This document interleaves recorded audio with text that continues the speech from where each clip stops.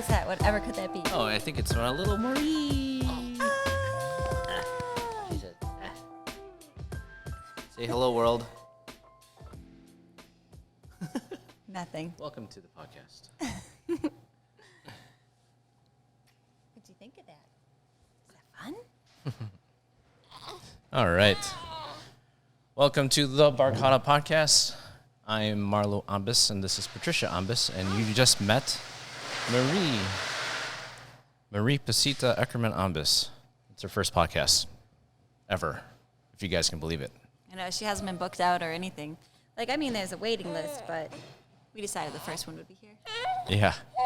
And it's also her first visit to Manila, which is pretty cool and special. She got to meet some of the team, which is always fun. We'll see how long we'll have to take a break and do some edits here, but we thought we'd give it a shot, So, it's Wednesday, May 5th, 2021, and this is episode 13. Happy Cinco de Mayo. Happy Cinco de Mayo. Because we're in America, and that's what we do. Yeah. And we're going to pause.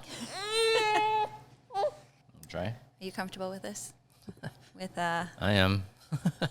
You are. The rest of the world? Yeah. Any non-dads out there or whatever, be warned.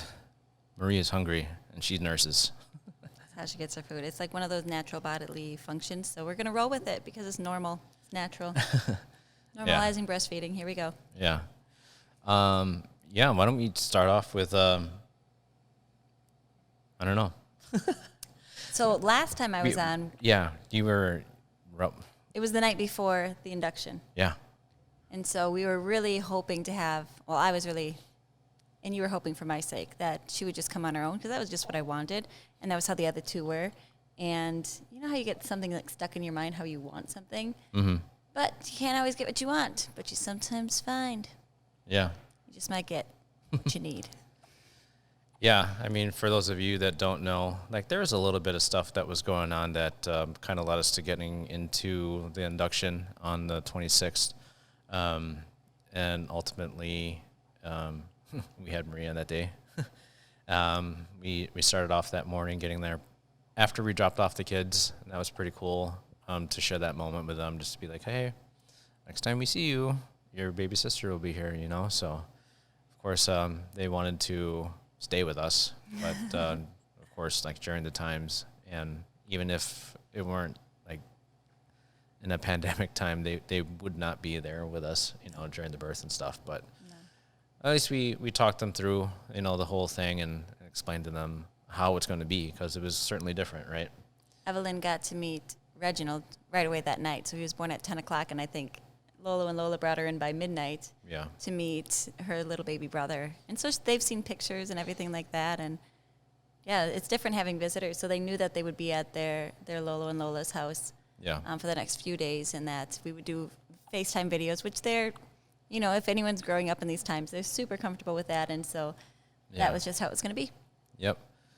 So we were told, for her birth that we were allowed to have one extra person in there if we wanted to, but we decided just to keep it to us, and which is how we've always done it. I've never had. I don't need an audience. I don't need anyone else there. It was just you and me that made the baby. We can bring the baby in the world. It's fine.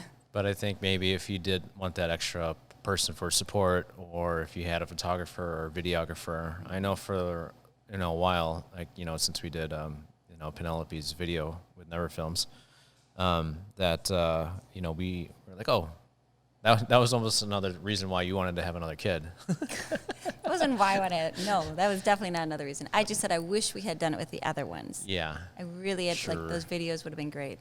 But, as again, the sign of the times, the timing was just not the best for that kind of project, and I don't know, we could have made it work, but we weren't sure if other people were going to be allowed in the delivery room, because everything was constantly changing, because just based on how things were going, really, with COVID and whatnot, right? Yeah, but I think also because he said leading up there was things leading up to the induction, so we had a lot of scares in mind, and we weren't quite sure what we would expect. And so not necessarily wanting to capture any of those scares. I don't know, like that was a worry of mine. And also never having had an induction. I had some fears going into it of I handled the first 2 deliveries really well, and I came away liking birth and wanting to give birth again. But I was really nervous about the thought of being induced. And so I didn't want that captured on film either, just because I didn't know how I would react. Because I felt like I wasn't necessarily in control, where I was in control of the other 2. So. Yeah. Well, I feel like, everything in the end, especially, with Marie, worked out rather well, the best as it could. Just a quick story with Evelyn, like we left in maybe like an hour and a half or so after we got to the hospital, she was born. Mm-hmm. Reginald, he was really pushing hard, and we made it in front of the emergency doors outside of the hospital. And then I delivered him in the front seat of the car. In the front seat while of the car. While he was driving in. Yep. So. And then Marie, we got things started closer to 9, and then she was born at 4:30. But I think the real contractions didn't start until just before, right? Yeah, like there's different like kinds the major of contractions. Ones. Yeah, like you can have contractions all along. And I had like the same similar kind of contractions that we just did a water breaking. I had the other 2 non-medicated, so I didn't want Pitocin, and that was kind of where my worries came in, because everyone knows that if you have the medicated Pitocin, your contractions are going to be stronger. Like, that's just how it is, and I could, like, contractions are still contractions, and I knew I could handle the way my body did it, and I was just nervous if, like, an outside source was making me contract, and I was nervous about how I would handle it. So I really didn't want the Pitocin, and so we did everything as natural as possible with breaking the waters and other ways to get the delivery going. And so everything, we were able to do it unmedicated. But so those natural contractions, like they can be considered light, right? Sometimes I've been having those contractions for quite a while leading up to it. But then, yes, like when she's actually coming out, like those are different. I think as any mom who has birthed a baby would know that they feel different right before the baby comes. So that was only just like the pushing ones, and that would have only been a few minutes with really easy in between. And I say easy because I did with Evelyn when we started off. The first time we went to a midwife, which I was going to go to a doctor, I had plans to have an epidural. That's just how the women in my family, I'd always heard people have deliveries like that. You go to a doctor, you get an epidural, and that's how you have a baby. And that was my plan. And then when I met with this midwife, who was just recommended to me by the person who I scheduled with, I didn't know anyone in Oshkosh who I should go to. So we ended up with a midwife, which I was really thankful for that as we progressed, because then she introduced me to, it's called hypnobirthing, and it uses like the concept of self-hypnosis and deep breathing to help you control your breathing in order to have a pain-free birth. And that was how I had such a great delivery with Evelyn, such a great delivery with Reginald, and then even with Marie, even though I had some scares along with it, it worked out really well. So it was kind of fun that... Yeah, no, like it's not just for the mothers, it's for the fathers as well, because, the fathers are very well, big supporters of the entire birthing process. And it really gets, both parties, mainly the mom, mentally prepared for what the body is supposed to experience, And you're, as a father or partner or whoever is with you in the delivery room, like you're basically there to help coach and just comfort and just provide, support and everything that they're going through, It was nice that because you knew about it, we took a class with Evelyn, and then I read the book each time leading up to each of the deliveries, that I would bookmark pages for you to read, so that you could not necessarily have to read the whole book, but I would point out the parts that I wanted you to look at, and then you could... That was clutch. You don't have to read the whole thing, but you know what? Read these pages. Yeah, and those were the support pages, what you needed from a partner, suggestions or things to try. And I think because of that, even when I had wanted him to catch the baby, I had caught Reginald, and it just feels really neat to be able to catch your own baby. Do you agree or disagree? Do you want to burp her? Did you want me to catch you? Is that what you're saying now? Sorry. So I had asked Milo to catch the baby, but then like in the moment when we were there doing everything, I was like, I want you to catch the baby, because I was just feeling like a lot of the doctors, medical people were kind of pushing me in directions that I didn't really want to be pushed, and I wasn't feeling as heard. And so I was like, I just want you there, like just be right there so like no one else can be in my way, and just catch the baby. And then we get into the moment. And, you know, she was not on the bed. She was standing. Just to give you guys a visual, because all of our plans for, you know, Evelyn and Reginald were for them to be, you know, water births and stuff like that. So, and you can attest as to how it was being in the tub versus, you know, oh my goodness, being in water the bed birth. for just a little bit. You Everyone, know. if your hospital It's also allows another it, one, yeah. do a water birth.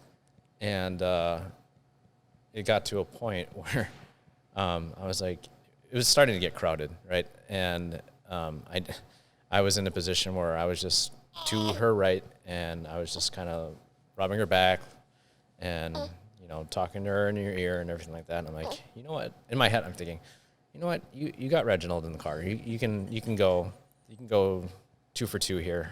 Well, actually 3 for 3 because Maria or Evelyn as well, yeah. Yeah, but I'm like, yeah, she's got this. And so when he said, like, why don't you just catch her? I was like, yeah, I'm going to do it. As if, like, I don't know. Like, I knew I had asked him to catch the baby, but then in the moment I was like, well, obviously I'm going to. Like, I don't know. So he was here. The midwife is behind me, and I'm... So anyways, she came into the world, and, we had all these mental ideas of what she would be like because of all of the health scares that they were telling us. And, we had a neonatal doctor there. We had a midwife. I don't know if the other doctor was in there. He was going to come in. No, not the neonatal. Oh. The other one. No, I don't think she was. No. But then we had an entire NICU team, everyone waiting because we had been told such scary things about what she would be like when she was born, since we were told that she might not even be born alive leading up to that. But all throughout the delivery, like as they monitored her heart rate, everything was perfect. All along, her heart rate has been perfect. She really was, like, the whole pregnancy was perfect in my eyes until we were told all these scary things. And so then, I know, right? And so then when she was born, and I just kind of pulled her up to my belly, and I'm looking at her, and, like, yeah, her head looks misshapen, but all babies' heads look misshapen, and that was one of the things they said, that her head was below the second percentile, so smaller than... 3% it was. Yeah, less than 3%. Yeah. So, which in any parent's eyes, you're like, what? Smaller than really? 2-3% of the babies, Come on. which leads to a lot of medical concerns then. And so I'm looking at her head, and I'm like, it looks normal to me. And again, we were induced at 39 weeks, so of course full term, but the other 2 were spontaneous labors, meaning they came at their own time. They weren't induced. They just came when they were ready. And so I was nervous she'd be a little bit smaller just because of that coming as an induction. And so I'm looking at her. She looks fine. No one's saying anything to me, and I'm just kind of talking to her, and she was fussing a little bit, and I'm talking her through it. And then the neonatal doctor, so like high-risk babies, like making sure that they're going to be okay, that doctor peeks his head in, and the midwife, they're all like, nope, she's okay, you're good. And I was like, oh, so she's good? And you're like, yeah. And then everyone cleared out. Yeah, so then, and that's the best thing in the world. That's exactly what you want. So we were told she would be less than 10% for like her weight and everything like that, and height, had less than 3%. 38% was her head, I think. And then she was born 7 pounds, 8 ounces. 19 inches? 20 inches. Oh, 20. 20 inches. Nice. So she was born bigger than Evelyn, who came on her own time. And Evelyn takes the ball with the 99th percentile for head. Yeah. It's my dome. What a great one for the first baby, right? To be 90th percentile. I like to joke that that's why Reginald came flying out in the car, because his was just a 30th percentile. So they had Reginald and Marie. Now I get to be the parent that screws up all their kids' names because we have so many kids. So Reginald and Marie had similar head sizes and body length. Reginald was 7 pounds, 13 ounces, and she was 7'8", whereas Evelyn was 7'6", and then 19.5 inches. So all relatively the same, but perfectly, absolutely healthy and wonderful. Yeah. Well, I'd just like to reiterate that you both were absolute rock stars that day. Oh, thank you. And I think all the nurses and doctors and staff that are a part of all of your births would be saying the same thing. And they're like, man, like when Patricia's hooked up to the monitor just to check on like contractions and stuff, the nurse will come in and look, and then obviously check the levels. And she's like, oh, you're having some contractions. She's like, what? Really? Like, it doesn't feel like it. Yes, like no. I would say they're just tightening. Like, yeah. I just think that it's so much that when people talk about like the contractions being like the worst thing in the world, or when you see it in movies, Hollywood. Yeah, you see it in movies and like everyone's dying, and so if you have that in your head, and then the minute that you feel it, like you just have like they call it like the, oh goodness, I can't think of it. The cycle, the tension, pain, cycle, fear, tension cycle, and so when you're afraid of something, then you tense up, and then it becomes worse, right? And so that was a lot of my training that I did. It was trying to break that cycle. And with hypnobirthing, it's a lot about body empowerment. And like female bodies are made for this. This is exactly what they're designed to do. And so I knew a lot about my body going into it. My body's not made for that.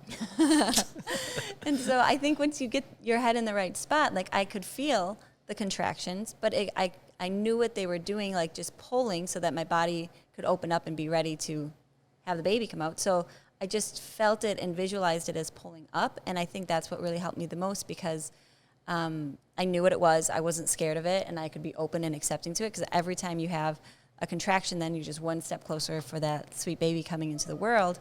And so they'd have us hooked up, check her heart rate at the same time, and like, you do know you're having a contraction. I'm like, yeah, it's just pressure or it's just tension. And then the nurse is like, you don't look like you're having a contraction, but on paper you are. Yeah. So I attest a lot of that to the training I did. You can't just go into it blindly because I think we have all seen movies where it looks scary. And so then that comes into play. No, but it was incredible and it was beautiful. And then I think that's where I felt comfortable enough to be like, hey, Patty, you got her. You get this. Awesome. But no, it's cool to see all the reactions too from, like I said, like the doctors, nurses, and the rest of the staff that were present, They're like, oh, you should write a book. Like, this is the calmest birth that I've ever seen anyone give, And obviously, I think for the three kids, we all had 3 different teams, right? Yep, and every single one said something similar. Yeah. I like that the first one, she was a newer midwife, so she had a seasoned midwife with her, and she had, I don't know how many deliveries they have to do before they can do them on their own, but she was still being guided, I guess. But she was fine. She was great. She didn't need any guidance. But I was glad that she could have an experience like mine, a calm one. There was no screaming ever as we birthed the baby into the world. And so I like that she had that experience to know how it can be. Mm-hmm.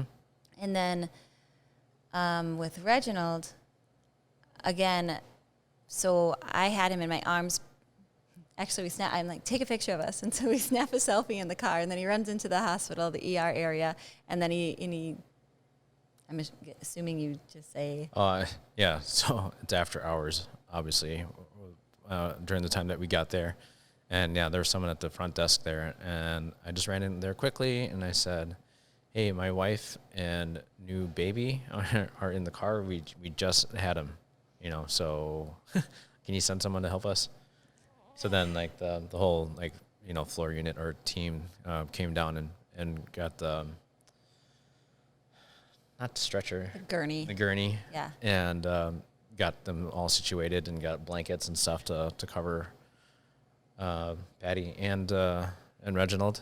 Yeah, so one of the nurses, they hand me the blanket, and I put it over Reginald, and I said, can you take a picture of us? So then that was how we got a picture with the 3 of us then in the car. Yeah. And, like, he was fine. He didn't cry at all when he came out for a while, and then he did cry, and, like, that's that you feel like it's safe then, that he's healthy because he's crying. And they said... We were kind of just in shock. Like, when he came out, we're like, oh, it looks okay. But we're, like, trying to look at his eyes, and I remember Marie, too, like, it took a while for them to kind of work their eyes open, if they were even able to. It was so bright. So I was just like, hey, rub his back, make sure he's all right. And then he was good. And he gave a little cry out. So I'm like, okay, I'm going to go bounce. I'm gonna go get some help then. Yeah. And so when the nurse, I don't know who was talking to me, but because that part was very much a blur then, because that one was like an adrenaline rush, and I feel like that one I was the fuzziest just because I didn't know we were gonna have the baby in the car, and it just happened all at once that it was the pushing contractions, and so there he was. But they said, we've had babies born in cars, but you're the calmest I've ever seen with someone having born a baby in a car. And I was like, I didn't get a delayed cord clamp with Evelyn, just because, for whatever reason. But I wanted a delayed cord clamp, and so, and again, like I like being able to have my babies on my own without medical intervention. If I'm healthy and I don't need it, right? If I ever need the interventions, that's why I have them at hospitals, because then we can get it if we need it. But if I don't need it, I don't want to be pushed into interventions. And so, literally, I was really pleased with that birth, because I got a really long delayed cord clamp, the whole ride from the car through the elevator, through the hospital, and everything to the room, and then waiting for my midwife to come, who was in Nina at the time, the one who was on call. So I got like over an hour with the delayed cord clamp. And then we jokingly asked if we get a discount because, Reginald was born in the car. And no, there was no discount. Same exact price as Evelyn. Yeah. But yeah, that was such a crazy experience because, you were so calm too, even on the phone. Like, just take your time, just get home, and then, drop Evelyn off at Lola and Lola's, and then we'll go head to the hospital. I'm fine, just get here safely. And then I think as soon as I got back from Lola and Lola's, it was still fine, because remember, we were getting into the car, and we were actually borrowing his parents at the time. And I had a Chuck's pad, like the blue liner pad from Evelyn's birth, and I kept it in my car because my water had broken when I was at school teaching at 4 o'clock with Evelyn. And so then I remember I was sitting on folders, I had that was the first brand new car I ever bought, and then here I'm like, oh my gosh, my water is breaking it's broken in my car. And if you ever here's a myth, your water doesn't break just one time. There's a whole bag of water inside of you, and so it releases slowly throughout all of that. And so I didn't want that to happen again, so I always carried that pad then in my car. So I'm like, hold on a second. So I ran in my car, I got the pad, and I laid it on the seat just to be funny, right, as we're driving to the hospital for Reginald. And then he starts flying down the road, and I'm like, no, we have plenty of time. I had been having light contractions, like the tension, I would call it, and so I had just started having a little bit stronger ones. So I was trying to base it off of Evelyn. I'm like, okay, so then we just kind of started. I got if I shave off 2 hours from Evelyn's birth, so I've probably got 3 to 4 hours until the baby comes. You don't have to drive quickly. And so then you were driving, and then we turned down the road, and then all of a sudden I was like, these are pushing ones. And so then I was in denial. Yeah, I said, no, they're not. Just breathe. Just breathe through it. That was my answer for everything. Just breathe. Just breathe. And how there's the handle on the car. Goodness, we're supposed to be telling Marie's story, and here I am going into that. But I feel like it's so connected. You can't, because all the memories come up of the other births and how they're connected, and what happens in one birth shapes the next delivery and all of that, which is why I'm so glad I haven't had traumatic births, because a lot of times when people do have trauma in their birth stories, it's scary and hard to have another birth. And so that's why I've toyed with the idea of becoming a doula or something like that, just to help women have easier births and to talk them through it. And I don't know, just because I've had such a good experience, mine doesn't have to be the exception to the norm. I think everyone deserves to have a birth that's nice, and I look forward to it, and I like talking about it. So to get back to Reginald's, the handles in the car, it was so different because Evelyn's head was so large, her descent took a lot longer to kind of make the space and get through. And so with Reginald, I could still feel that pressure, and so I can't sit down in that seat necessarily, and so I was holding myself up. I had a long dress on because it was spring, and it was tricky, and I just... But, I mean, it's crazy to think that she had the presence of mind just to do everything on her own up to when Reginald came in a moving car that was not going the speed limit.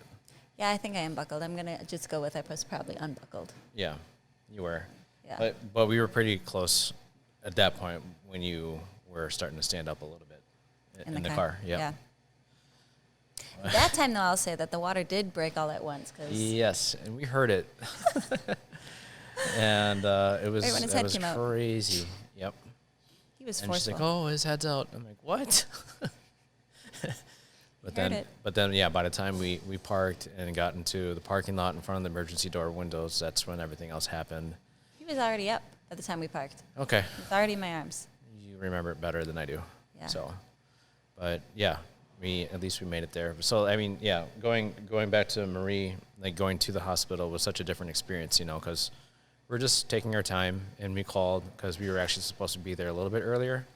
We're like, we're just running a little bit behind. They're like, oh, that's fine. You I was dragging my feet. Take your time and everything. And, you know, from the moment that we got there and we met our first nurse that was there, it was just an angel. A great, and it couldn't have gone any better, really, you know. So just thank you to the whole staff over there at Aurora and their team. They were great. Okay. One more thing. I wanted to tie in, like, you know, like when you were talking about wanting to be maybe like a doula or become like a midwife and stuff, you can still do and offer some advice from your PosiFit place, right? Like your Patricia, right? PosiFit. I have Patricia? thought about that as well. Because you're sorry, I'm starting here, but like you're a health coach, you know, and health is in so many different areas in life, right? So I'm thinking about it as, you'll be the first to know, my thoughts in my head of a PosiFit birth and having a PosiFit birth course where you're using positivity and fitness, because that, I think, is a big factor that I was fit through all of the pregnancies. And even in the delivery room, you were doing exercises before. Yeah, I did my workout to get going with her. You were doing stuff with the medicine ball and everything. So. And then I did like the relaxation then afterwards. Yep. As well. So there's so much that goes into it with the fitness. And so I'm kind of toying around with that because, like I said, I think that everyone deserves to have a birth that you feel really positive about. And it doesn't have to be scary or traumatic, especially when, like, you really want children, but that's the part that you're terrified of, is bringing them into the world. Whereas I would end each one, like after Evelyn, I was like, oh my gosh, I just want to do this again. Like, I really liked how empowering it was to birth the baby. And then after Reginald,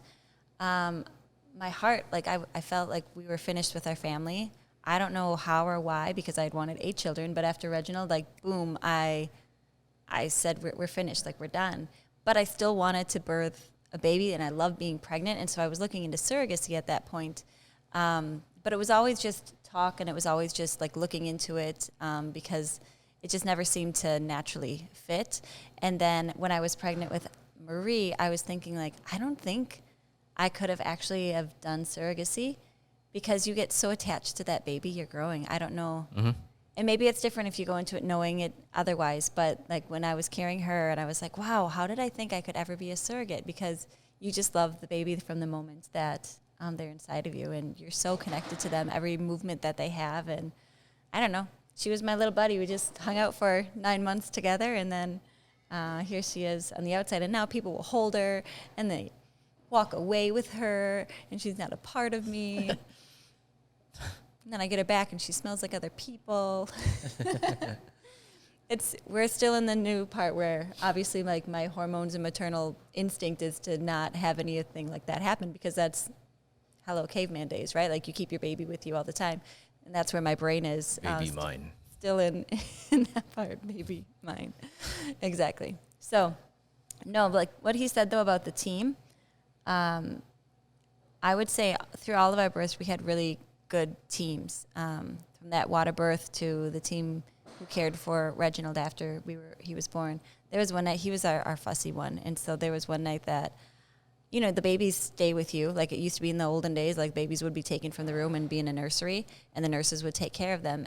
But babies usually room with the moms nowadays. And so he's asleep on the couch, and I'm awake again. Like, he doesn't want a nurse. He's just fussing. He won't go to sleep. And I'm like, I ring that little bell, a little alarm beeper thing, and I'm like, can you just take him for a while? I just want to sleep. And she's like, oh, okay. Mm-hmm. And I think she was surprised, whoever that night nurse was, by my request. And then when she brought him back later after I had had some sleep and felt refreshed, she was like, he fell asleep right away from me. And I was like, don't rub it in.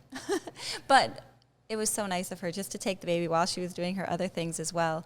And then again, we had a great team. So we've been at both, we live in Oshkosh, and so we've been at both Mercy and Aurora for our deliveries. And all 3 times, both locations have been great to us. But this last one was especially special because we had so many worries and concerns with Marie that when we had our nurse, she was just, Caitlin, if you ever watch this, I love you.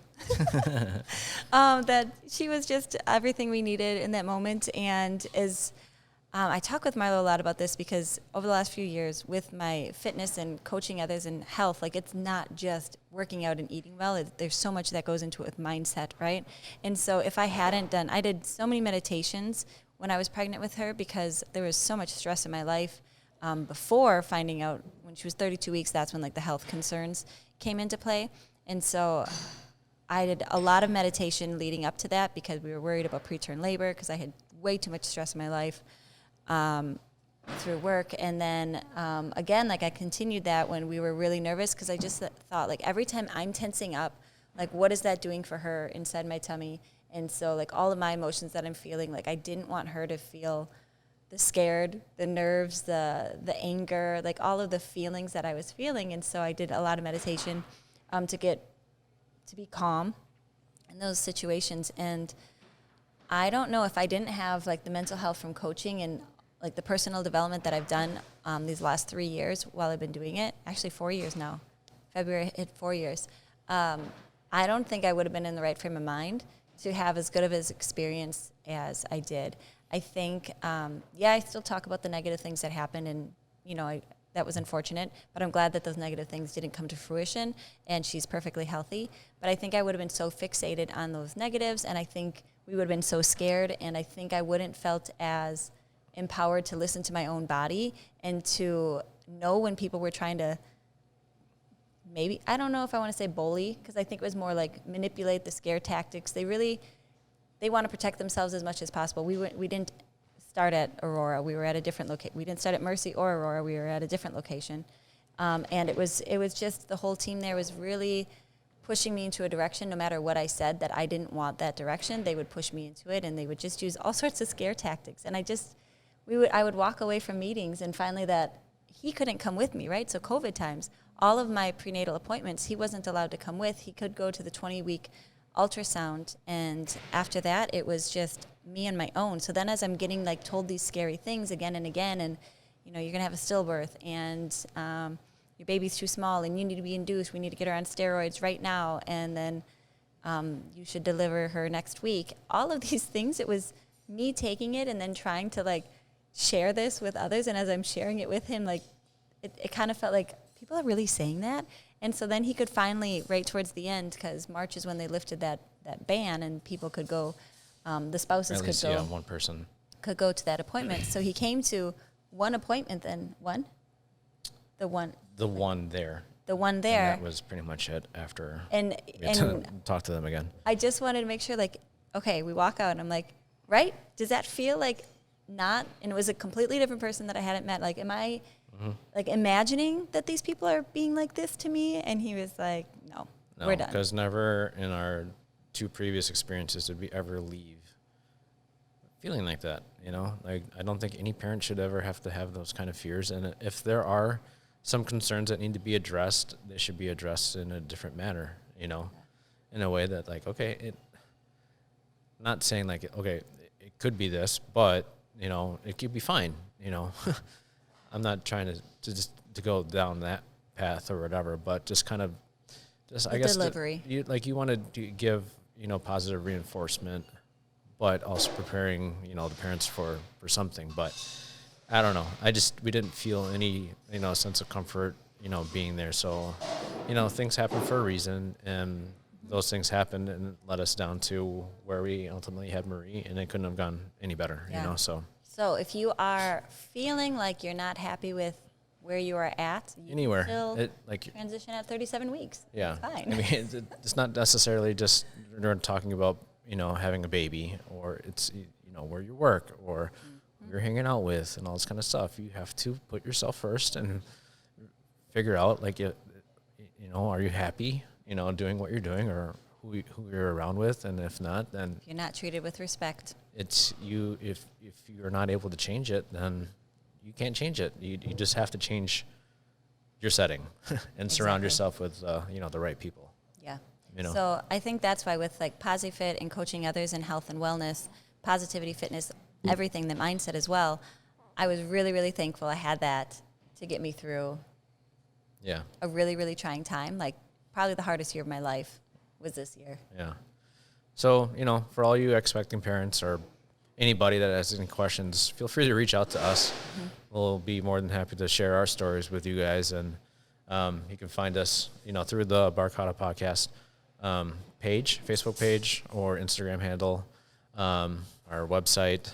You can reach out to Patricia Patty, PosiFit, with Patricia on her page there. You're pretty quick to get back to people, right? So I think so. But, birth is such a beautiful experience for everybody that's involved, and you get to take home a little bundle of joy like Marie here.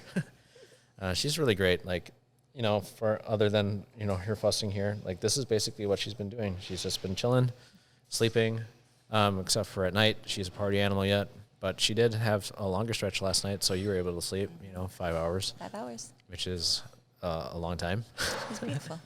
But, we'll continue to give you guys some more updates with the family as we always do, especially when, Patty's here on the show. But we should move on to the next segment, and Osh Talk. Osh Talk.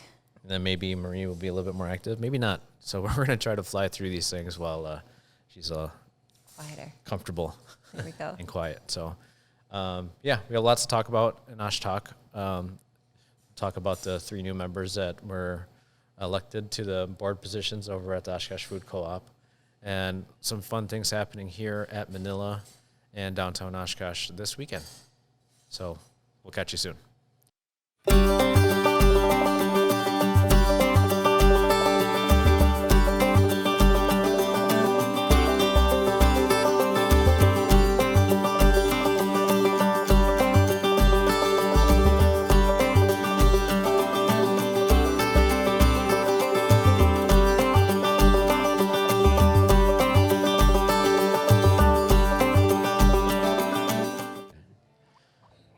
All right, we're back. Episode 13, Cinco de Mayo, with Patricia and Marie. Hey, fun fact. If you are one of those folks who think Cinco de Mayo is like your reason to eat tacos, it is. But if you also think that it's Mexico's Independence Day, it's not. It's not. So common misconception. It's actually just like a small battle in the city of Puebla. But it's a small battle.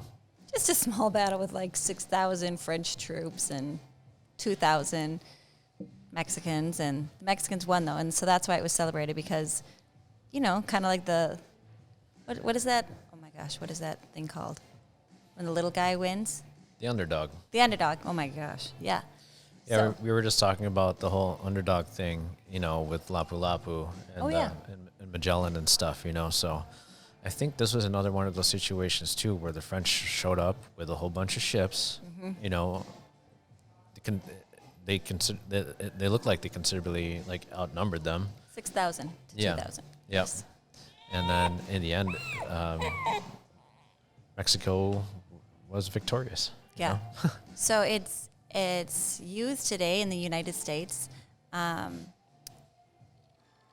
more as just a way to commemorate Mexican heritage. And so why not, if it brings Mexican heritage into the forefront? I think it's great. Go eat the tacos, drink the margaritas, whatever it is you want to do.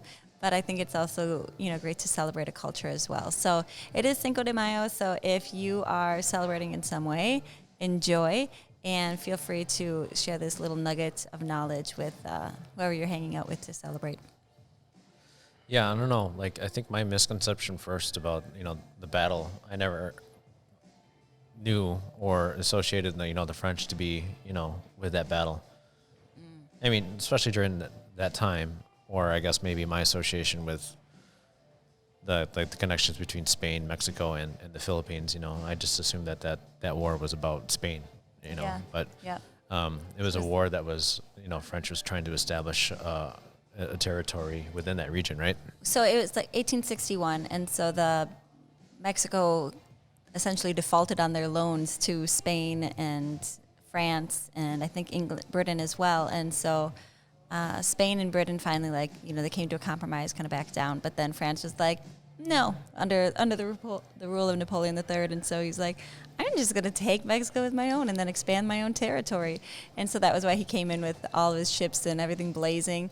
And, I'm sure they expected little from the Mexican. The Mexican country was like, they were trying to recover. They obviously couldn't, pay their debt. So why would they have the money to pay for military or things like that? And so it was mainly that battle.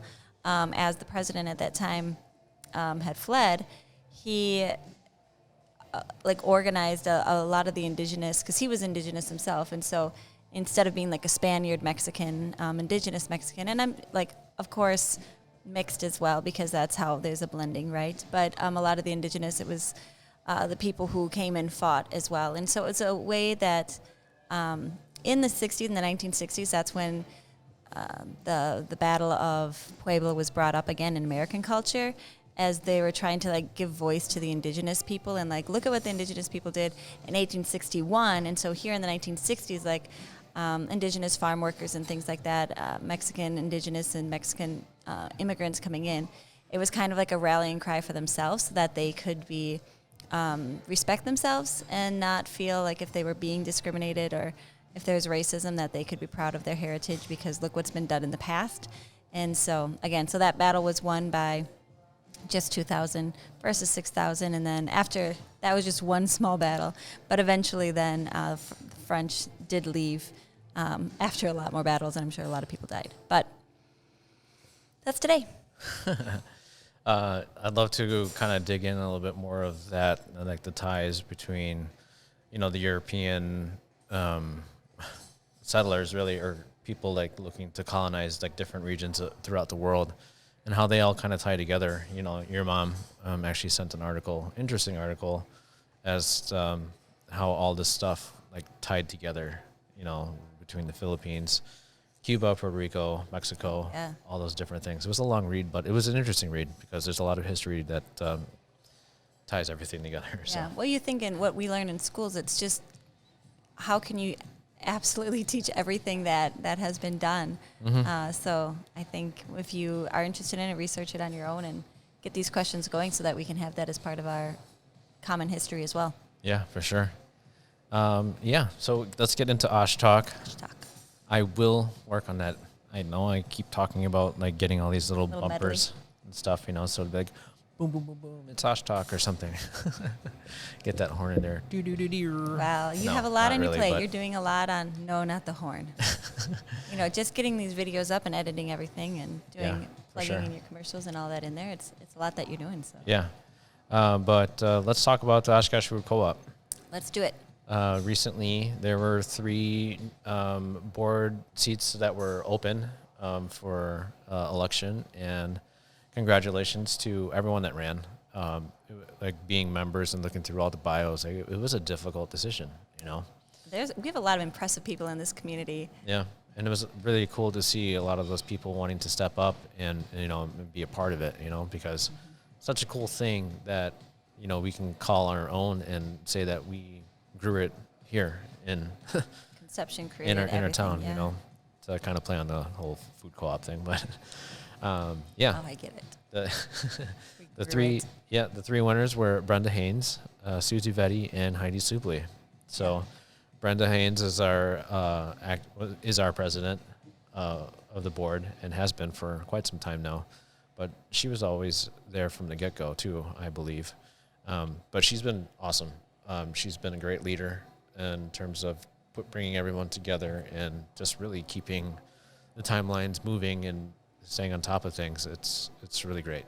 She has such high energy, and I just wondered, how does she do it all? I feel like she's doing so many things all the time, and she's always so positive about things. She's one of those infectious people that if you're around her, you just get excited, and you want to be a part of whatever she's doing. So I love that everyone else could see that great potential in her as well and voted her onto the board. Yeah, for sure.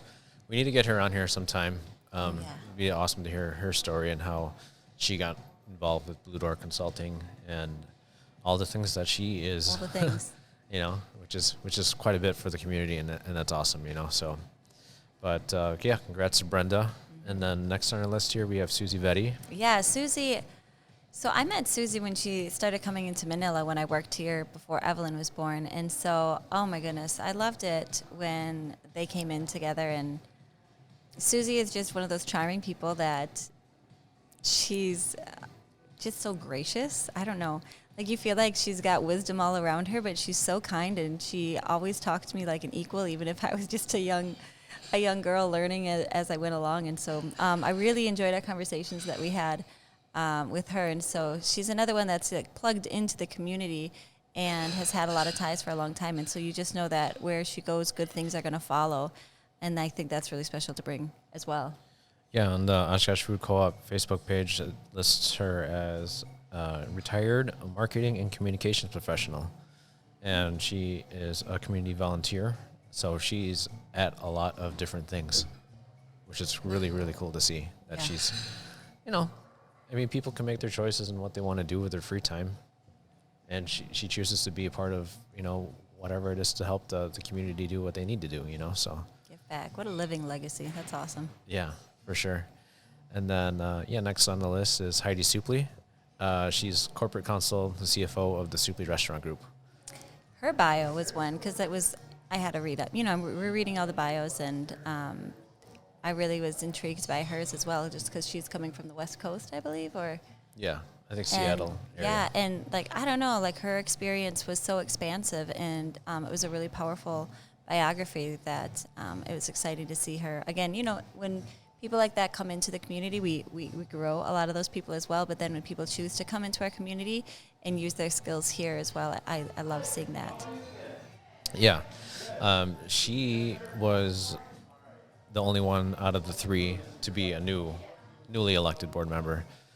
Brenda and Susie were both incumbents, so yeah, congratulations to them, all three, and everyone who ran again. Please run again, because there were some impressive names that were out there, and you wanted them on, you want to vote for everyone, they would be so good, or they could bring that skill, and the co-op needs it. It needs a lot of the help, especially as it's getting off the ground, and so. Mm-hmm. But yeah, exciting things happening there. Jeffrey's been there now for a while. He's the GM at the co-op, and he's hired on a few other people, some marketing people, a marketing manager, marketing assistant, a central store manager. I can't remember who else was hired, but we are still looking for a prepared foods manager. So if there's anyone out there that's interested in that position, hit us up. It's coming up pretty soon. Looks like the co-op is hopefully slated to open around at the end of July, if not early fall. So it all depends on a lot of moving parts, and during this time, it could be rather interesting, right? So just, we'll keep everybody posted as things progress. What else is happening with them since we last talked? I don't think we've talked about the new logo. Have you checked it out? What do you think about it? Here, I'll pull it up so you can see. Yep. I think it's adorable. Adorable. Yeah. That's what they're going for, right? Adorable. And I think it's bright and fresh, and yeah, I like the slogan. Yeah, everyone's welcome, and I think that's a great thing to have front and center. When people are looking at the logo, because there's still a lot of education that needs to go into what a food co-op is for people. We admit, when we first heard about it, we're like, it sounds cool, but we don't know anything about it. Yeah, and even remember we were in Scotland and we came across a food co-op store, and so in Scotland, co-op store, and I was like, he's like, oh, let's go. We had to buy some diapers because goodness gracious, if you're on a long trip like that, you pack a lot of diapers, but Reginald was still in diapers on that trip, but you don't want to. That's your entire suitcase then, and so we had to buy diapers at the store. Yes. And I was like, I don't know, can we go there? We're not in the co-op. We're clearly not even from this country. And he's like, yeah, why not? And so, again, having the slogan of everyone's welcome, I think that's exactly what it needs, so that If you're like, I don't know, is it this exclusive club or what? Nope, everyone's welcome. Well, you can be a part of that exclusive club for a one-time fee, for a family fee, right? Yeah, why not support it, right? Yeah. So what's the website? OshkoshFoodCoop.com. So follow them on Facebook, join, and you can find all the information right on their website or Facebook page. Send a message, reach out to somebody if you have any questions. And it's such a great thing to see come along. And the building looks great, right? Oh my goodness, it looks like it looks really fresh for for Oshkosh. Like, it's cool to have modern looking buildings. Yeah. And every time we drive past it, the kids are always looking for an update. And I think they just noticed that it's going to have balconies with the apartments, and so they're pretty excited about the balconies going in up there. Yeah, that's the one thing I think I find myself doing. Maybe when I'm going home, I'll just kind of reroute my drive to go past it, Just to survey the progress, right? Yeah, that's kind of how it was when the arena was going in. But that was a little bit easier for me because it wasn't route. It was on the way to and from home. So, but yeah, take a drive by there. It's on Jackson, right down by the river there. And when we were looking at the locations, as I was part of like the site selection committee, like that was a big part of our decision, was just the bridge between Main Street and the university, and really for future developments that the group had in mind. Because if we were able to make it work with the co-op and getting their housing going, which I believe has a waiting list, then that could really pave the way for the rest of the projects that they want to do. I think they want to do at least 2-3 more buildings there. I think at least 2. But same idea, mixed use commercial down below and then residential up top. So which we need more residential in the area. Yeah, which everyone's finding. I was reading an article of buddy Chris Larson, when he posted an opening for one of his units at his place. He said he had like over 75 applicants. Look at that. Yeah. And that just for one place, So there is a need and there is a want for housing downtown. And I don't know. Maybe it's one of those things for me where I'm always like, if I'm not where I am, I always want to be somewhere else.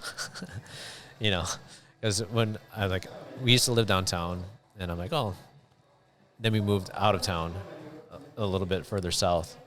And every once in a while I'll bring up to Patty, like, oh, wouldn't it be nice just to live downtown and just, be able to walk and whatever. We'd have no yard. Like, where would we put the play set? So when he says, where you are, like, different points in your life, you can do different things. And some people are completely happy with the urban lifestyle and going to parks and things like that. But I grew up out in the country. So I'm like, no, we need a yard. We need a play set and all the things. And you're like, but we could just walk to that store. We could walk to the Opera Square. We could, But we can always drive and park and walk. And thankfully we have Manila here downtown, so we have our downtown life here. There you go. Yeah. But yeah, check out the website. Join if you can. Otherwise, be a proud supporter of a new grocery store that's coming to our town. And as you're transitioning, I will say, speaking from experience being a college student in Oshkosh, I had a vehicle, I think my second year, but my first year I didn't. And so trying to get groceries for, eating snacks in your dorm room, you'd have to carpool to get all the way down to Walmart or wherever it was that you were going to get groceries from. And having a walking distance grocery store is going to be so great for those college students. Yeah. What else do we have going on? First Fridays. Can you believe it? It's First Fridays again. Already. I think you're always here right before First Fridays. So it seems. My thing. Or First Fridays just comes around in a hurry. That too. Yeah, I can't believe Marie's going to be coming up on 6 weeks already. Right? So yeah, First Fridays this month of May, we have some exciting news. We're going to be bringing back an old friend, Mr. John Harmon. John, we love you. So he'll be back here with John Gibson, and they've always called themselves the Johns. So the Johns will be here on Friday from 6 to 9 p.m. playing some of that jazz, all that jazz stuff for you. Fabulous. Yeah, John Harmon has been here since we first opened our doors at Manila, and so every Thursday he was here with a very, very few exceptions when he was giving concerts and accepting awards or things like that because he's so amazing. Yep. But yeah, living legend. So it's amazing to have him come back because it's been so lonely on those Thursday nights without him. We haven't had live music all during this COVID times, and as he's popped in every once in a while to pick up his favorite lamb or whatever it is that he's ordering.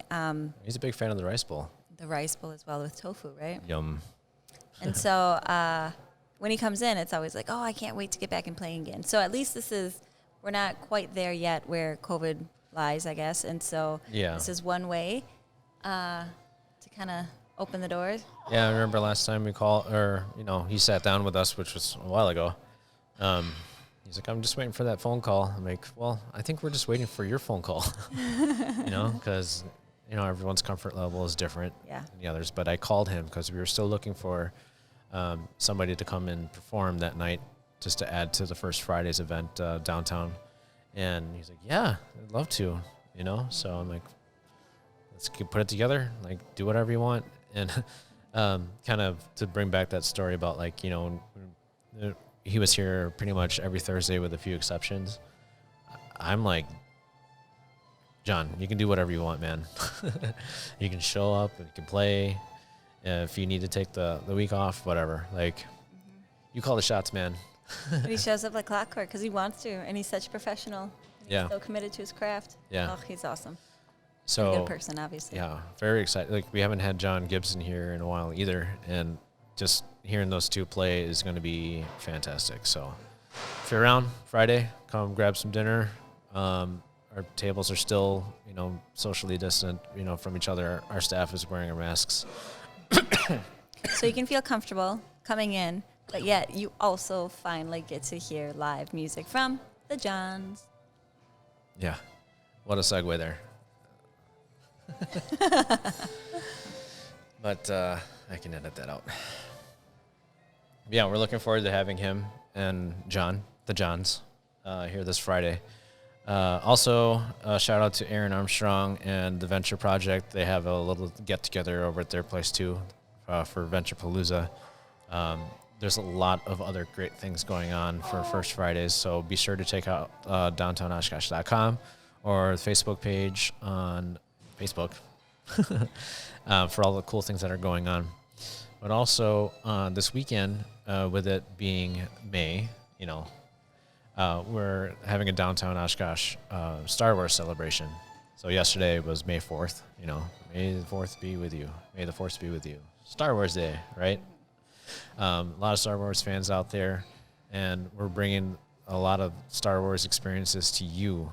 Have you looked at some of the things that people have been posting from either yesterday or what they're going to be planning on doing for this weekend? Not yet. No. I'm excited for what you pull up. Yeah. So if you go to, he's on Facebook and he's just scrolling through to show me, and he goes to the Downtown Oshkosh page. Yeah. You can always find that on Facebook. I just know that when we drive past the library for a while, it's been the Star Wars selection. So that's always cool. Ooh, House of Heroes, of course. Of course. They have awesome comic books collections there and other, comic-related things. Yeah, so they're located figurines. Right across the street from Manila. House of Heroes. Bar 430. Awesome. They have a little, like a Yoda, like a martini. Lime wedges on the sides. Some Stormtrooper and Yoda cookies. Yoda cookies. Caramel crisp, I can tell, because it's the blue plate. Blue plate. And we have some cool things going on, too. Let me pull up what Wendy had put together. You're going to our Facebook, Manila? Yep. So, Facebook, she has it Manila there. Resto. She has it in our stories, at least. But, yeah, Sabrina has been having a blast coming up with different things for us to do. She's coming up with some baby Yoda rolls. Let me find our message here. And we've come up with a couple boodles, too. So typically, we have boodles for a minimum of 4 people. But on special occasions, we'll do boodles for 2 people.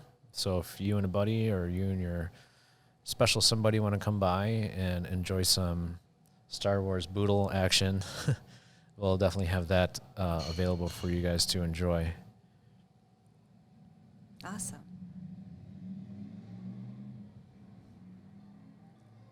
So let's take a look at the names here. So we have the Empire Boodle Fight, and then the Rebellion Boodle Fight. And then we have Jedi and Sith drink specials, the Baby Yoda roll. Baby Yoda. There's one other roll I don't see here, but we'll keep that a secret. And then we do have a little bit of a scavenger hunt for people to check out at Manila Market. I don't have an official name for that yet, but Manila Market has a nice ring to it. What do you think? It. Yeah. That's what the sign says right around the corner, Manila Market. Yeah. But I don't know. Make it official. Sometime soon. We'll make it official. If you're wondering where the Manila Market is, you just go to Manila Resto in downtown Oshkosh. You walk in our doors, and it's right there. So inside of Manila Resto is Manila Market, where you can get all sorts of little items. Yeah. You got Manila merch. You got some water bottles, mugs, some clothing, hats. Got some dried noodles and stuff that you can use to bring home. We have bottled sauces. Yeah, if you love a pancit, get those noodles. Got some sake, some Filipino rum, Tanduay. Shout out to Tanduay. And the San Miguel beer. So lots of cool things. Mm-hmm. You know, we're trying to be that spot for people that may have a difficult time finding, you know, a certain type of, you know, Asian liquor or beer, stuff like that. So you can get it here. If you have any suggestions, I know someone was looking for some soju. We're going to try that. Like, we have a few bottles here. I think we have 8 if our staff hasn't already taken it, because they were super pumped to hear about that. But about the what? I'm sorry? Soju. The soju is what? It's a Korean type of drink. So, like... Is it alcoholic or like a soda? No, it's alcoholic. Oh, okay. Yep. So it's pretty strong. So it's like your sake, but I think stronger. But it's good, you know. I know our buddy Ted was looking at finding the apple kind, which I'm kind of bound and determined to find it now. But we've been actively talking to our, you know, distributors to find, you know, different options and stuff for people to enjoy. So Look at that, learning something new over here. Soju, what's up? As always, we like to give a plug in for the Oshkosh Jazz Festival. It's going to be taking place August 28th, right here in downtown Oshkosh. Last night, Mike, Kurt, and the boys, and Erin was present. Like, the only reason why I knew what kind of rehearsal was because she posted a video of it.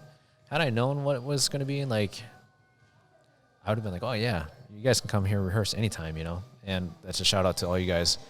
It's amazing, huh? You need another rehearsal spot, you know, leading up to August 28th. You guys are more than welcome to use it. And Sarah sent me a text while she was working here last night. She's like, hey, are people allowed to go upstairs and, you know, check it out? Like, because it must have sounded like super grand, you know, with a big band and everything like that. So, and, you know, I texted Wood, and he's like, yeah, sure, you know, come on up. So I don't know if anyone actually made it upstairs to go check it out, but yeah, the video that Aaron posted was pretty cool. Looks like they were doing a dress rehearsal with Dave Damiani, one of the vocalists and one of the featured artists for that weekend. So it's gonna be cool. I'm gonna make sure that we're here in town, because it's gonna be an all-day affair, and there's gonna be a lot of cool people involved. And amazing.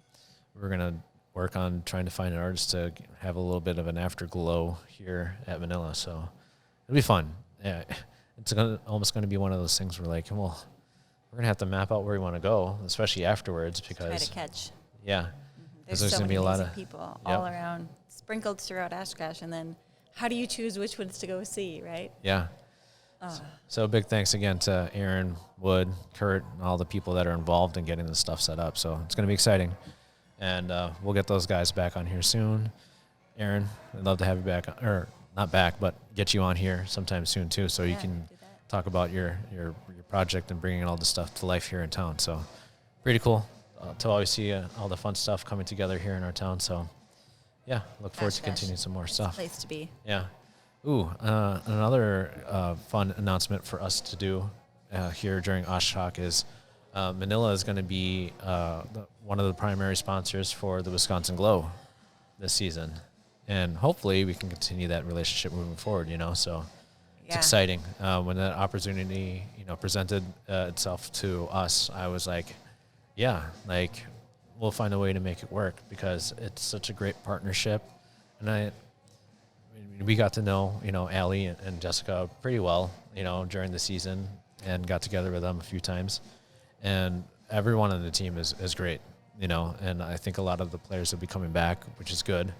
I remember when they first had their meet and greet, like get together here at Manila, it was a little quiet, and it was cool to see that the progression of the season and how they all got together and ultimately won their goal of winning the championship. And they did it in stunning fashion, winning every single game. Amazing. I mean, the competition got a little bit tougher towards the end of the year as more players returned from overseas and playing on the other teams. But it was good, right? Because you have to earn it, and earn it they did. They played really well, and it was great to see all the moving pieces, top down coaching, the people, the general manager and the president, just everyone behind the scenes, So we're very much looking forward to being a part of it again and supporting a locally homegrown team and women's sports, especially having 2 daughters ourselves. So it's great to be able to put them in front of some role models, like in real life, really. And they're so open and they're so excited to be a part of their lives and share like their talents and what they do, for work, right? Yeah. And fun story about, Evelyn and Allie and Jessica is whenever she has the opportunity to dress like an athlete or dress like, a sport that she enjoys, like she's always wearing her glow gear then. Mm-hmm. And then she's got to make sure she's got the Allie and her Jessica headband, so. Oh my gosh. It's pretty fun. And then we always do our best to share it with them, and they love hearing about it. And yeah. we love hearing about everything that they're doing, and everything that they're doing with their lives. So it'd be fun to get them on the podcast here sometime here in the near future. You keep racking up all the people we got to talk to. I know. Huh? I really have to start, I do have a running list, but yeah. Yeah. It's fun. And it's cool to kind of see, the progress. I can't believe we're already at episode 13. Mm-hmm. This is your 3rd appearance, actually, which is cool, which is nice to kind of build that with the repeating guests and everything so people can get to know people. Yeah. And further share their stories, So that was the whole idea. Barkada. People coming together, right? Yep. All right. Well, we're going to show the May specials here to you guys for the first time.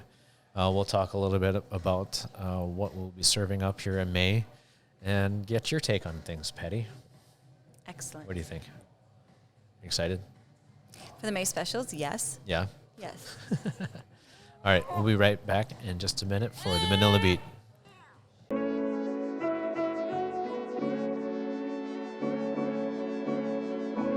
Hi, it's Sarah with Manila, and I'm here to tell you about our monthly specials for May. First, we have our drink special, the Piña Mojito. The Piña Mojito features muddled mint, rum, peach pucker, lime juice, triple sec, seltzer, and you guessed it, pineapple juice. Kick back and relax with our Piña Mojito the next time you visit us at Manila Resto. Our sushi special is the Flores de Mayo. Sabrina put together this beautiful 12-piece roll that features freshly diced salmon, green onions, cream cheese, and crab stick on the inside with the rice rolled outside. The roll is then decorated and topped with sriracha and spicy mayo. Celebrate the month of May with our Flores de Mayo. Our Filipino special is Drunken Squid.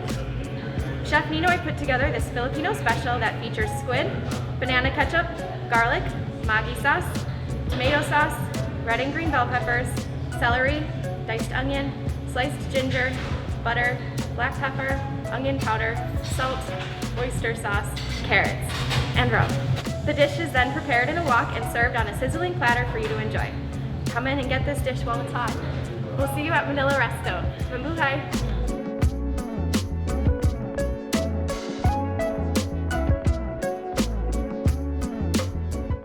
All right, we are back for episode 13 with Miss Patricia Ackerman-Ambis and Marie Ambis, who's currently taking a nap. We're so interesting to her. Doing what babies do. I wish I was a baby. Just sleep. Who's ready for a nap? Yeah. Well, we're here for the Manila Beat. We'll get right into it with the specials after we watch the video. What do you think? Oh my goodness. I don't know which one I'm more excited about, but I think I think the squid. The squid. I think the hot dish with the like on the sizzling platter, right? Yep. So that's our goodness. drunken squid. Yeah. It looks really good.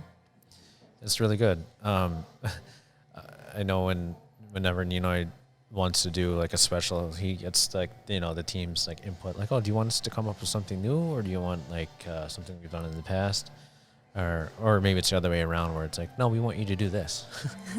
I know Sarah was lobbying for the Krabby Beagle Express, but maybe we'll do that in a little while. But yeah, ultimately we went with the drunken squid, and it's an awesome dish. It's a lot of calamari, squid, and then mixed vegetables and stuff there, as you heard in the specials video.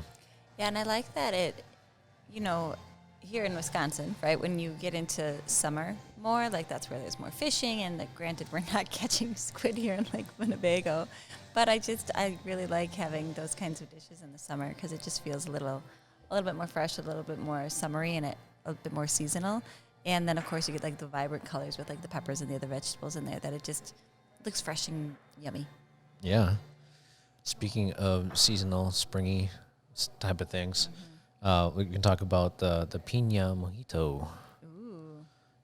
Sarah put that together, and it's so good, right? I'm just looking at the pictures right now. Piña, pineapple, huh? Yep. Pineapple mojito. Yep. Awesome. I love mojitos.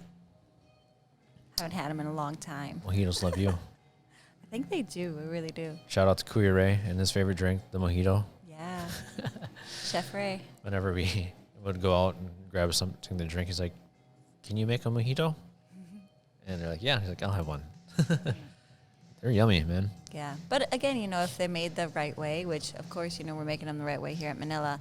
And so if they're made the right way, then gosh, they are really good, really refreshing. Perfect for the summer. Yep. And then we have the Flores de Mayo. Look at that. We got Cinco de Mayo, Flores de Mayo.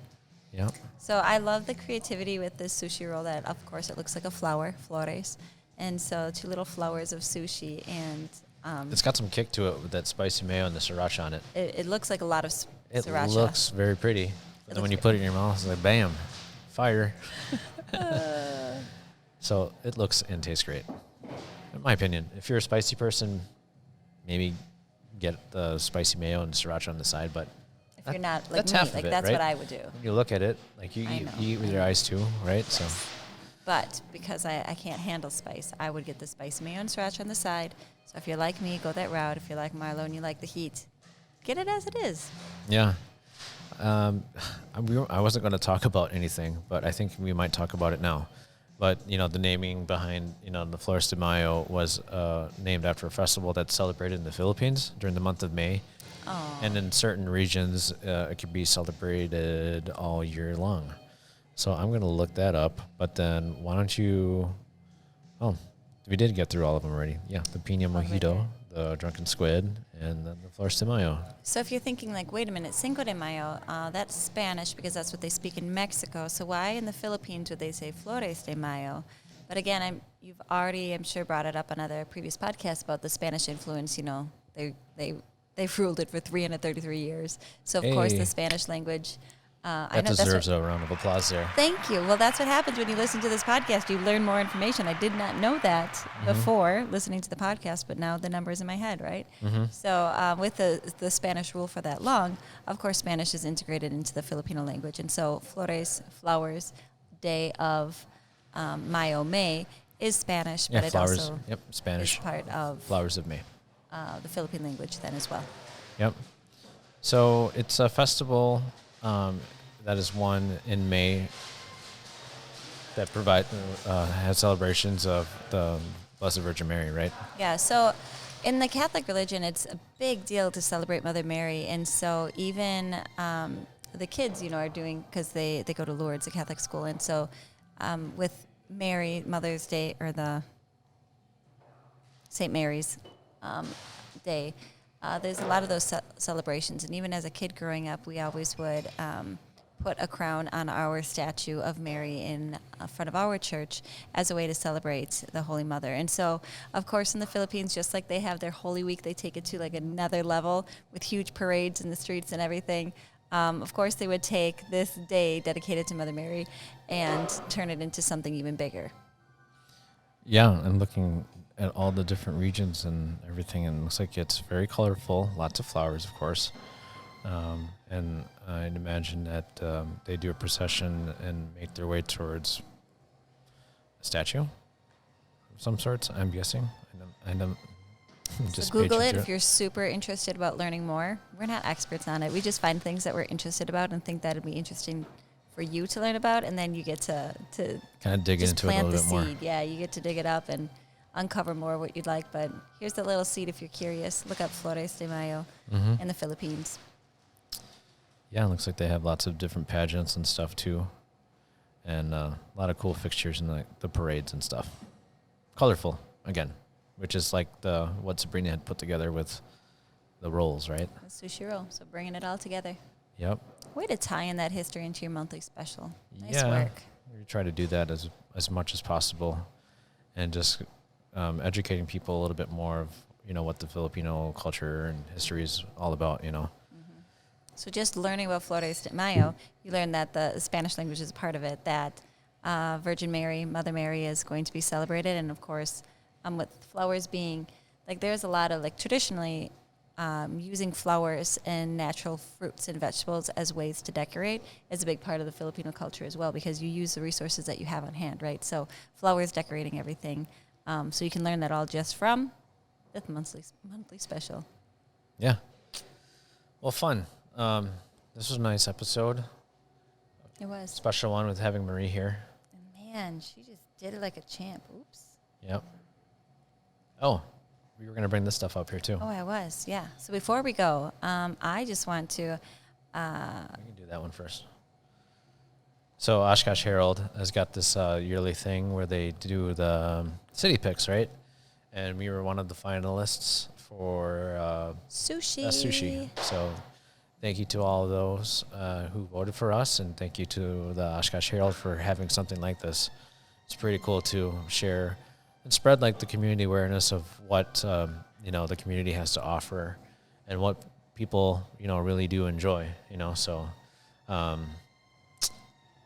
I'll have to admit that we didn't really push the whole voting effort. I feel like that stuff should just happen organically just by what we do here and all the hard work that we do for our guests and everything. I didn't even vote. I feel bad now. Yeah, but it's cool. I think this is rather recent, within the last year or two, where they started doing that. But it's cool that it's city specific, that it's to Oshkosh.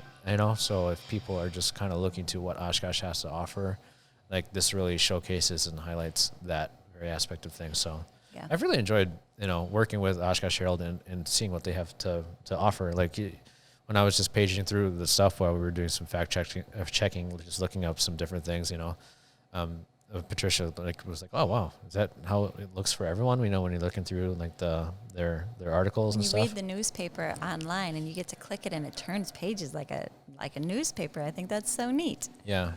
It's Clearly, I'm not reading the newspaper. Yeah, we're tying in a little bit of Oshkosh here, but that's fine, right? It all blends together. It's all cool because, it's a different kind of publication where it's done, I think it's weekly, if not maybe twice a week. I think weekly. But it's, the way that news is being, shared here locally has changed, with the cost of the print and people just moving to their phones or iPads or computers, just digitally in general, it's different. And being conscientious about, earth-friendly stuff. Yeah. But about the being a finalist for the sushi, I really like that, considering we're a Filipino restaurant first and foremost. And so then if people just hear Manila, and then they wouldn't necessarily think that we would have sushi unless they already knew us or if they did a little bit of digging. So I like that if it pops up in searches. Oh, big stretch, right? Okay. That then people will know. Go back to bed. That we've got that sushi under our belt here. Yep. Okay, flying through here. Sarah just took a message, and we just got a phone call from... Best of Winnebago. Yep, so that's the Oshkosh Northwestern. Yeah, we were... So we won, Manila Resto won the best ethnic restaurant. So how cool is that? So in that Winnebago area, Manila, which infuses, of course, Filipino food, which that in itself is a fusion of Spanish and Asian foods, and indigenous, of course. But then we've got the Filipino food, we've got the Japanese part with the rabada, and, like our katsu and things like katsu, that. chicken katsu, right? As well as our sushi, like a lot of ethnicities just right here under this roof at Manila Resto. So that's pretty awesome. Because that's what Manila is, really. There's a lot of history. I'm really excited to kind of get into the history of flip-flops. I really wanted to do it this segment, but we just are running out of time. But that could be a whole separate segment in itself. It's coming soon. Flip-flops. But it's cool to share like the ties between the history of how it originated and how it was shared in the Philippines, and how it just became one of those things that are like closely associated to Filipinos, Yeah. But I think, it just goes back to how everything is so interconnected, and we might not even realize, like going back to the episode where you talked about Beckett's, right, with the architect. Yeah. Like you don't even realize all these connections that we have, and it's just incredible. So, love that we got the Best Ethnic Restaurant Award. Yeah, for sure. Also finalists, though.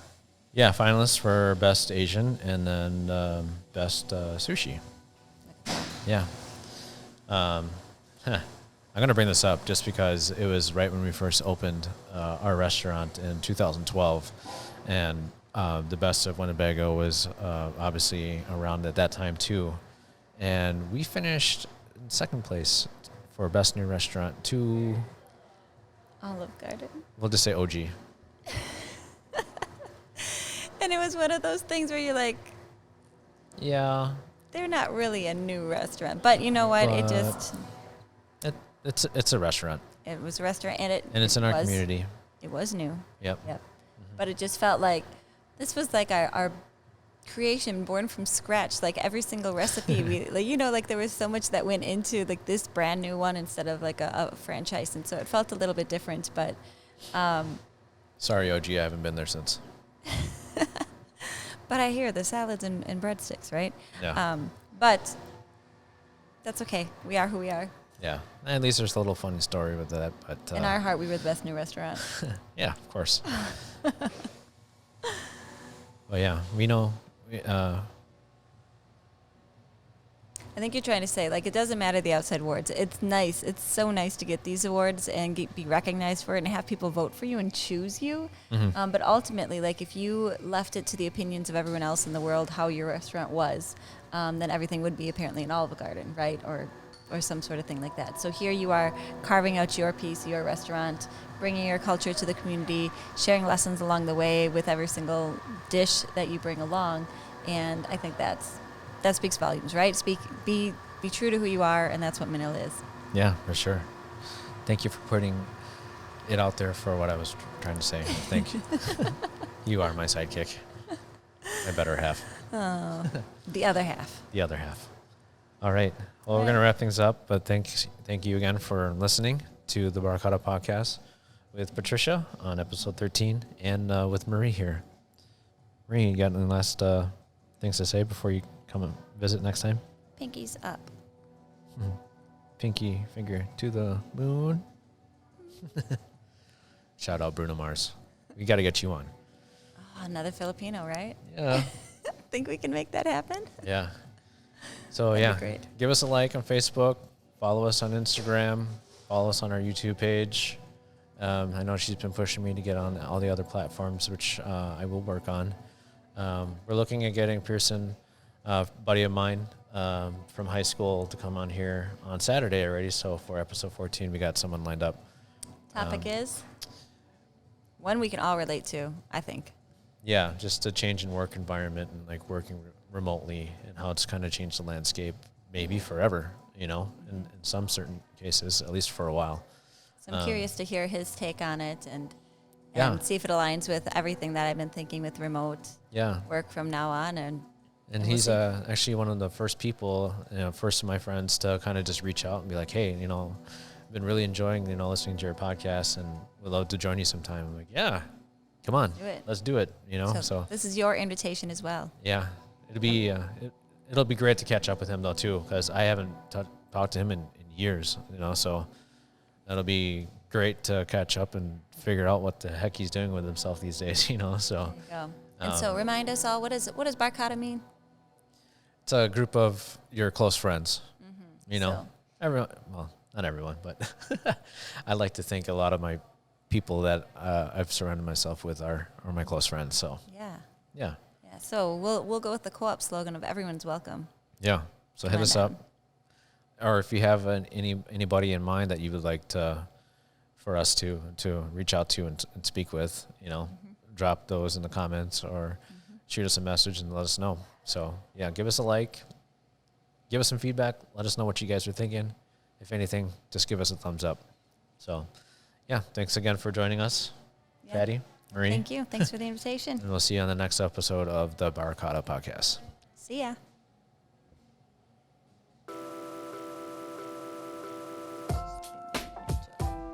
She did so well.